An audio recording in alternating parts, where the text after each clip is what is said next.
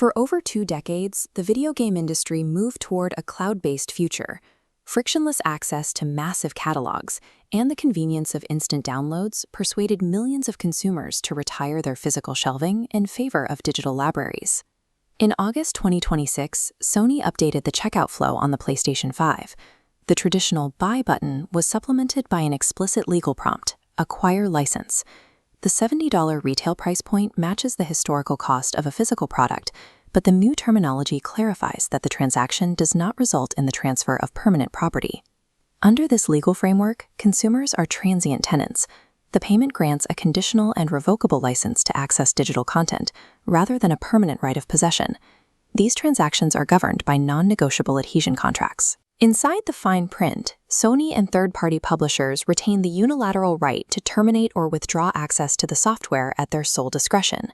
Sony implemented this mandatory disclosure to satisfy specific legislative requirements recently enacted in California and the European Union. The modern digital marketplace uses specific terminology to bridge the gap between high retail price points and a complete lack of ownership. The direct legislative catalyst for this transparency is California Assembly Bill 2426. This statute mandates that digital storefronts must explicitly disclose to consumers that their purchase does not confer permanent ownership before any transaction is completed. AB 2426 prohibits storefronts from using phrases like "buy now" unless the platform provides an explicit disclaimer explaining that the user is actually acquiring a license. This legal mandate applies to all major walled gardens, forcing compliance from Apple, Amazon, and Steam alongside Sony. This digital framework sits in direct opposition to the first sale doctrine. Historically, purchasing a physical disc guaranteed the buyer absolute ownership of that specific copy, including the right to resell it or lend it to others. Lawmakers have identified that the standard "I agree" prompt on a digital storefront can effectively strip away rights that have protected physical property owners for a century. The concern over digital licenses is based on the industrialized deletion of software that occurred in early 2024. When Ubisoft decided to decommission the central servers for its racing title, The Crew, the publisher moved beyond simply disabling multiplayer matchmaking. As recorded in this forensic analysis, Ubisoft actively revoked digital software licenses from user accounts, erasing the game from legitimate libraries. Even consumers holding physical discs encountered server error screens, marking the first time a publisher remotely executed a sold product. Sony has exercised similar control over non-gaming media. In 2022 and 2023, following the expiration of third-party licensing deals, Sony permanently removed hundreds of purchased movies from European user libraries without offering refunds. When a publisher retains the technical capability to incinerate a product post-transaction, the buyer is no longer a consumer, but a financial hostage to a corporate balance sheet.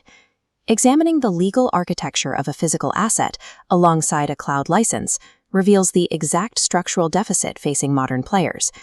This comparative matrix outlines the fundamental differences between owning a physical disc and holding a digital storefront license. Under the first sale doctrine, reselling a physical disc is 100% lawful. Digital licenses, however, prohibit secondary transfer. Attempting to sell or move an account risks a permanent lockout. Inheritance rights follow a similar divide. Physical media can be passed down to heirs, while digital accounts legally terminate upon the user's death. Account suspension triggers a total loss of access to the entire software catalog. A single terms of service dispute can result in the forfeiture of thousands of dollars with no path for restitution. These digital ecosystems are engineered to prevent the transferability of wealth, locking consumer investments into isolated corporate silos. This revocation architecture is a systemic industry standard. This comparative table shows that licensing paradigms at Steam and Xbox are nearly identical to Sony's, utilizing integrated DRM dependencies. Access requires a persistent handshake between the local console and central servers. This engineering choice introduces a critical point of failure. During a network outage, locally installed single-player games become unplayable because the cryptographic license verification fails. GOG.com remains the sole mainstream commercial exception.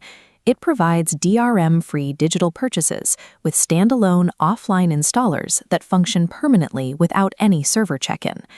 This push toward digital consoles is driven by expanding profit margins.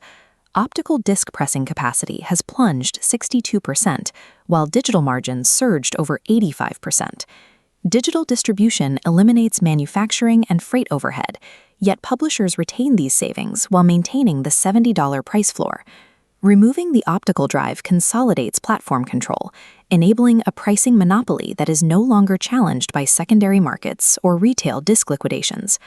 The aggressive shift toward revocable digital licenses poses a massive existential threat to the preserved history of interactive art. The Video Game History Foundation reports that 87% of classic games produced before 2010 are currently out of print and critically endangered.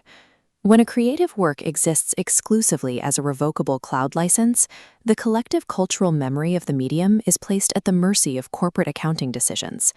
Without a doubt, video games are defining cultural artifacts.